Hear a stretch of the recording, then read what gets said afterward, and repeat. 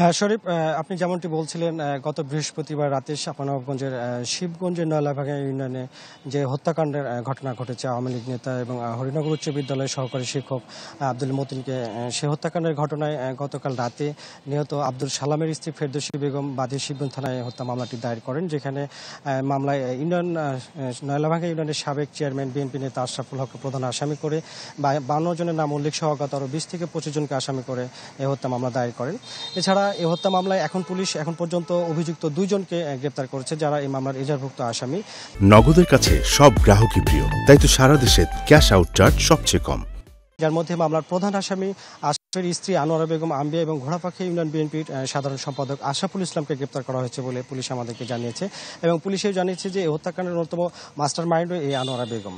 এছাড়া শিবগঞ্জ থানার ওসি সাজ্জাদ হোসেন জানিয়েছেন যে গতকাল রাতে মামলা দায়েরের পরপরই পুলিশ অভিযান শুরু করে এবং অভিযান চালিয়ে এই মামলার এজাহারভুক্ত এই 2 আসামিকে গ্রেপ্তার করেছে, এবং পুলিশ জানিয়েছে যে এরই মধ্যে গ্রেপ্তারকৃতদের আসামিদের আদালতে সোপর্দ করা হয়েছে, এবং এই হত্যাকাণ্ড কিভাবে সংঘটিত হয়েছে তা বিশদ জানতে আদালতে রিমান্ডের আবেদন করা হয়েছে, এবং মামলার অন্য আসামিদের গ্রেপ্তারে অভিযান অব্যাহত রয়েছে বলেও তিনি জানিয়েছেন।